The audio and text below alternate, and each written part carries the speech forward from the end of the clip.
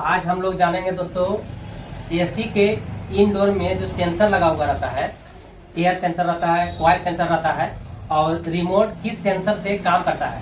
तो इसी वीडियो में यही टॉपिक पे हम बात करेंगे दोस्तों। यहाँ पे देखिए सेंसर हम रख लिए हैं दोस्तों। तो एक है एयर सेंसर जो कि रूम टेम्परेचर के अनुसार ये वर्क करता है। ये हो गया कॉइल सेंसर जो कि इवापोरेटर में डायरेक्ट कनेक्ट रहता है। तो इसको डिफ्रोस्ट सेंसर भी हम लोग बोलते हैं दोस्तों, लेकिन शॉर्ट में हम लोग कॉइल सेंसर, कॉइल टाइप के जो बना हुआ है इसलिए कॉइल सेंसर हम बोलते हैं। ये दूसरा जो इसलिए हम आप लोगों को दिखा रहे हैं दोस्तों, ये भी कॉइल सेंसर है लेकिन ये खराब है।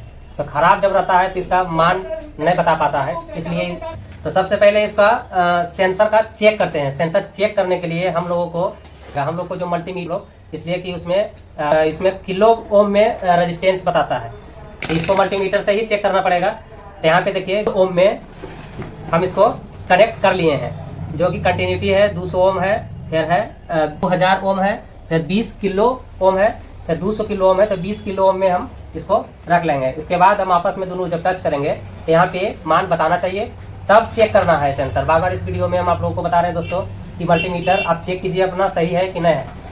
अब इसको हम चेक करते हैं एयर सेंसर को। सबसे पहले एयर सेंसर का काम क्या है, रूम का टेम्परेचर मान के चलिए लास्ट 16 डिग्री तक हम लोग सेट करते हैं। और 16 डिग्री से कम होता भी नहीं है, लास्ट 16 रहेगा, 17 रहेगा। 16-17 पे हम लोग टेम्परेचर सेट करके हम एयर सेंसर उसी के वजह से टेम्परेचर के अनुसार काम करता है। जैसे कि देखिए एसी का ही डिस्प्ले है, एसी का डिस्प्ले में ये जो सेंसर दिख रहा है दोस्तों, ये सेंसर इसलिए लगा हुआ रहता है कि रिमोट काम करे। इस सेंसर की वजह से रिमोट वर्क करता है। ये सेंसर कमांड देता है एयर सेंसर को कि जैसे यहाँ पे 16 डिग्री पे हम टेम्परेचर सेट किए हुए चला रहे हैं रूम में एसी। तो ये 16 डिग्री जब रूम का टेम्परेचर हो जाता है तो ये एयर सेंसर के पास कमांड देता है कि आउटडोर कंप्रेसर के पास जो सप्लाई जाता है वहाँ पे सप्लाई जाना बंद कर देता है। तो इसलिए यहाँ पे ये है रिमोट सेंसर। ऐसा ना कि बहुत सा कमेंट आया है दोस्तों कि एयर सेंसर की वजह से रिमोट वर्क करता है, लेकिन ऐसा गलत है।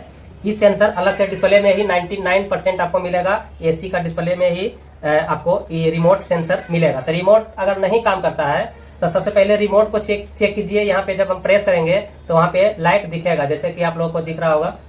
यहाँ पे जब यहाँ पे देखिए इस तरह से वर्क करेगा तो समझिएगा कि रिमोट ठीक है। उसके बाद कैमरा पे भी देख सकते हैं, हम वीडियो में आप लोगों को डायरेक्ट दिखा दिए हैं। अब यहाँ पे जब ये रिमोट काम कर रहा है फिर भी एसी का टेम्परेचर अप डाउन नहीं होता है, तो यहाँ पे डिस्प्ले का जो होता है यहाँ पे वोल्ट चेक कर लेना होता है। एक में डीसी वोल्ट आता है 15, एक में आता है 3 टांग रहता है दोस्तों, एक में 5 वोल्ट आता है डीसी और एक नेगेटिव आया हुआ रहता है।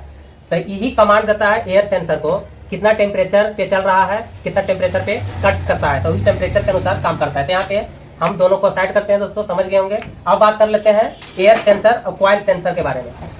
तो अब इसको हम चेक करते हैं। जैसे कि आप लोग को हम बताए हैं कि काम जब करता है कि टेम्परेचर के अनुसार वर्क करता है, तो सबसे पहले इसको चेक करते हैं कि सही है या खराब है।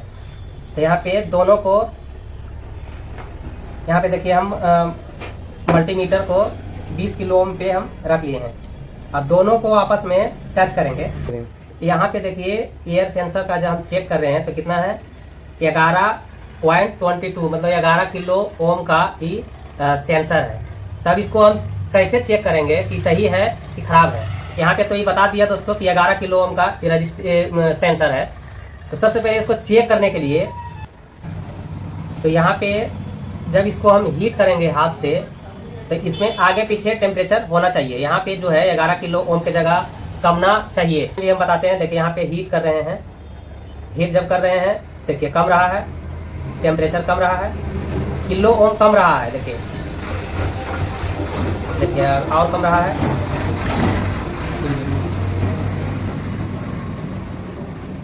देखिए इस तरह से हम हीट जब करेंगे, थोड़ा सा भाप देते हैं मुंह का, देखिए ये कमने लगा।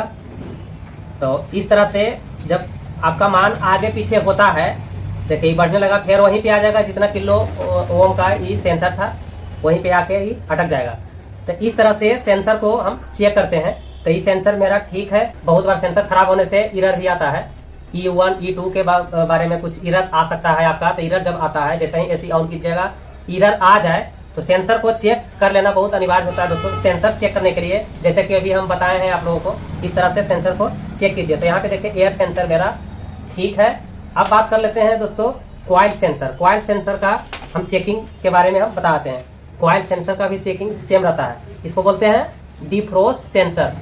जब इस 16 डिग्री पे एयर सेंसर टेम्परेचर पे सेट किए हुए हैं, रूम का टेम्परेचर बन गया, अगर ये कट नहीं कर पाया किसी कारण से, तो इवापोरेटर में आइस आना स्टार्ट हो जाता है। जब इवापोरेटर में आइस आना स्टार्ट होगा तब ये डिफ्रोस्ट करने का काम करता है। जैसे कि इन्वर्टर मॉडल में भी सेंसर रहता है, 2 सेंसर 3 सेंसर लगा देता है आउटडोर में, तो हीट कंट्रोल करने के लिए वो आउटडोर में सेंसर लगा दिया जाता है, जो कि ज़्यादा सेफ चीज़ है। वो इन्वर्टर मॉडल में जो आउटडोर में लगाता है, इंडोर में 2 सेंसर आपको मिल जाएगा। तो ये वो हीट करने का जो आउटडोर में सेंसर रहेगा वो हीटिंग कंट्रोल करने का सेंस करता है, और जब इंडोर में सेंसर रहेगा तो आइस को कंट्रोल करने के लिए, रूम का टेम्परेचर कंट्रोल करने के लिए, रूम में टेम्परेचर से आना भी चाहिए। ये एयर सेंसर यहाँ पे देखिए कॉइल सेंसर जब ये कटने किया डिफ्रोस्ट करने का काम यही करता है। अब इसको हम चेक कर लेते हैं। चेक करने के लिए सेम प्रक्रिया दोस्तों, मल्टीमीटर में 20 किलो ओम पे ही रखेंगे। अब दोनों को आपस में टच करेंगे तो देखिए क्या है दोस्तों, सेंसर मेरा ठीक है ना?